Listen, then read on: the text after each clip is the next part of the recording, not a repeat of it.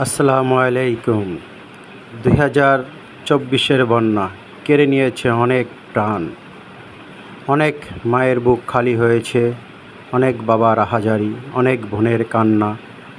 তারই মাঝে চলছে এদেশের বন্যার্ত মানুষের ত্রাণ বিতরণ।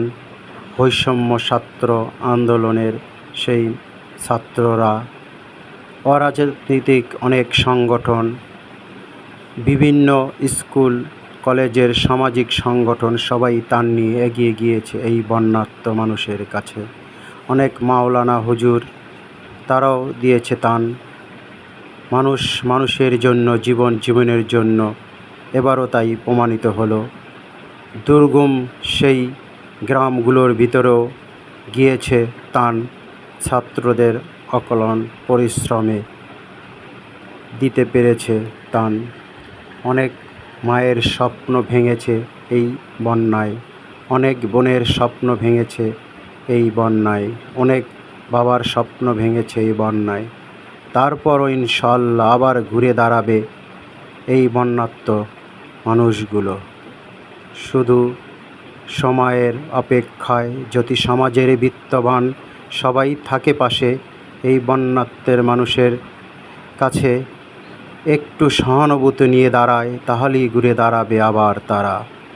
কারো ছোট একটু দোকান ব্যবসা বাণিজ্য ছিল, তাও আজ ভেঙে চুরে বানের ভাসে চলে গেছে অনেক দূরে। তাদের পাশে দাঁড়াতে হবে আমাদের দেশে যারা ধনাঢ্য ব্যক্তি আছে, যাদের আল্লাহ তাআলা অনেক টাকা পয়সা দিয়েছেন, তারা অবশ্যই দাঁড়াবে তাদের পাশে। ভয় করো না বন্যার্ত মা বোনেরা, তোমাদের পাশে ইনশাআল্লাহ দাঁড়াবে এদেশের ছাত্র জনতা, কর্মচারী সবাই তোমাদের পাশে আছে। এ বন্যায় যারা মারা গিয়েছে তাদের প্রতি রইল অনেক শ্রদ্ধা।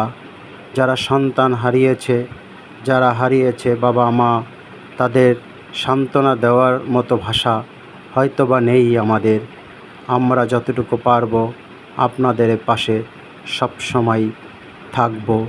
যেভাবে বন্যা শুরু হওয়ার প্রথম থেকেই ছিল ছাত্র জনতা, কর্মচারী, বাংলার প্রতিটি সমাজের সচেতন ব্যক্তি, মানুষ, শিল্প, সাংস্কৃতিক অঙ্গনের লোক এবং হুজুর, এতিমখানার মাদ্রাসার বড় বড় ওলামায়ে কারেম চলে গেছে আপনাদের এখানে ত্রাণ দেওয়ার জন্য। অনেকে ত্রাণ দিতে গিয়ে সেখানে প্রাণ দিয়েছে আপনাদের ভালোবেসে।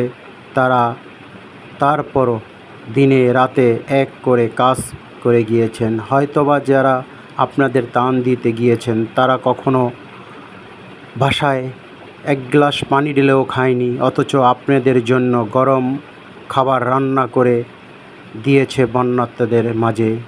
তাই তাদেরকেও জানাই স্যালুট। এভাবেই এগিয়ে আসতে হবে। দেশের ক্রান্তি লগ্নে সমাজের সচেতন ব্যক্তিরাই আসবে এগিয়ে। এটাই বাস্তবতা, এটাই আমাদের ইসলাম, এটাই আমাদের ধর্ম।